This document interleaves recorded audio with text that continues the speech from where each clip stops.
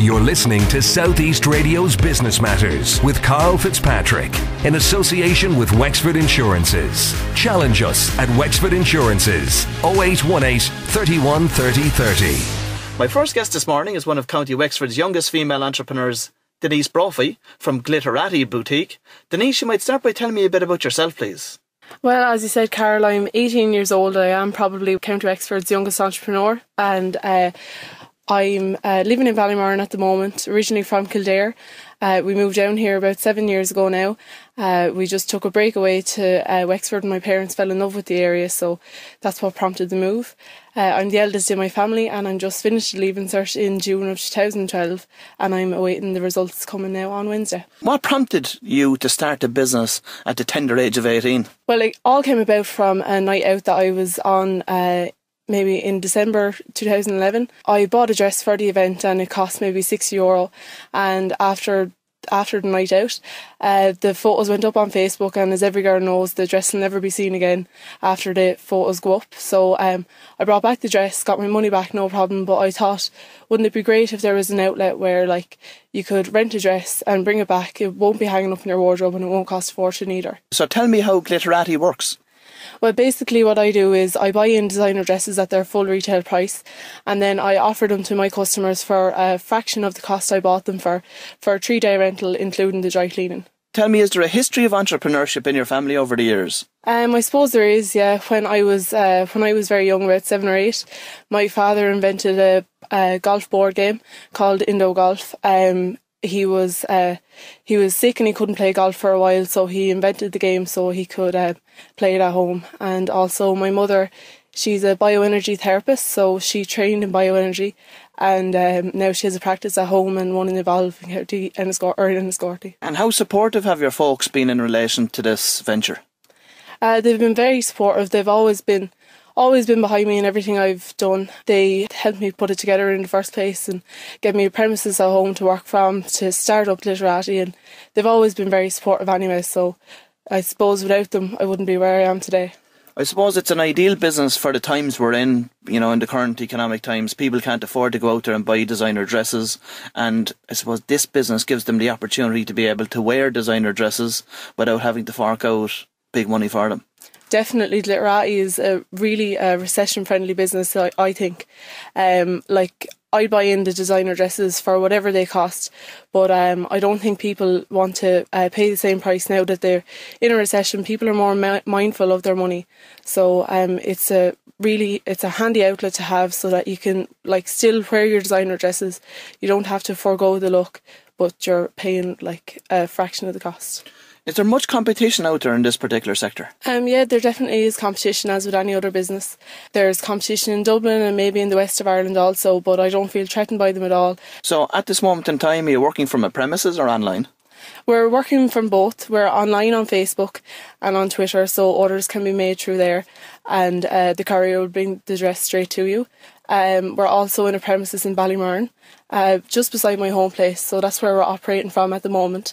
But in September we hope to open up on 12 Rafter Street over Clothes and Shoes, so that's my aim at the moment, to get that open and out there. As you said earlier, you just completed Leaving Cert and you're awaiting the results in anticipation next Wednesday.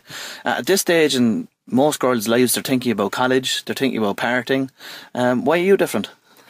Well, if you had asked me the question in September when I started the Leaving Cert, I definitely would have said, yeah, I want to go to college and I want to party, but that all changed when the idea came up in December.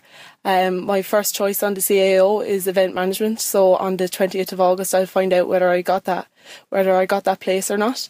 If I did, I'll ask to defer for a year so I can concentrate on the business, and if not, I have the business to fall back on. From a business perspective, there's specific skills you need to have to run a business out there today and to run it profitably and in accordance with all the regulations and everything else that are in place. How are you going to overcome those challenges?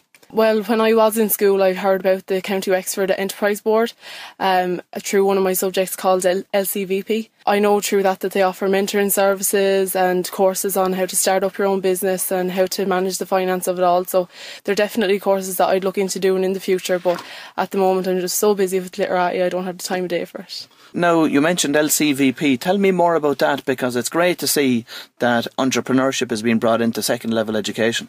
Definitely, it's a brilliant subject. LCVP, it's the Leaving Cert Vocational Programme. It's basically a subject that introduces second level students to the working world and gives them just a flavour of what to expect when you leave school. Through LCVP, we organise things like sponsored walks, and we organise for talkers like Tom Banville, the CEO of the Wexford Enterprise Ward. We organised for him to come in and talk to the class. We also did work experience through LCVP, where I went to a PR company in Dublin, which was a really great experience, and all the things that I learned through LCVP, they've definitely stood to me now that I've opened Glitterati. Now, in relation to some of the complications that the business brings itself, one that springs to mind straight away for me would be the range of sizes that you would have to keep in stock. Tell me how you overcome that. That's something that we're looking into at the moment. We generally just stock smaller sizes, as it's just so expensive to get designer dresses in a range of sizes. But larger sizes are definitely something that we're looking into getting, and once we source the right stock and the right designers, we can afford to offer dresses for all sizes. How are you going to cope with dresses going out of season? Well, seasonality is definitely a problem that you get with any boutique that is out there. We usually like to stock timeless dresses, classic dresses that will weather the storm of all the seasons. Although we do have a good few dresses now that are dependent on the seasons and dependent on the fashion and trends that are on the catwalk at the moment. But once I feel that they come to the end of their lifespan and the season changes, we sell the dresses. So it's another opportunity for our customers to get designer dresses at a fraction of the cost that they would usually retail at. And what's your overall vision for this business? Definitely, I want Glitterati to be a nationwide brand. 3 months on from when it started, we already have 2 premises. So I'd love for in the next year for it to expand online and with premises all over Ireland. Online through Facebook and through Twitter and advertising on things like South East Radio especially. I think we should expand into a nationwide brand. One of the threats that I would see for the business is in relation to security. And for instance, you renting a dress out to somebody and it not being returned. How are you going to deal with that? Well, with every order that's placed, we take a contact phone number and an address that we can contact the customer at.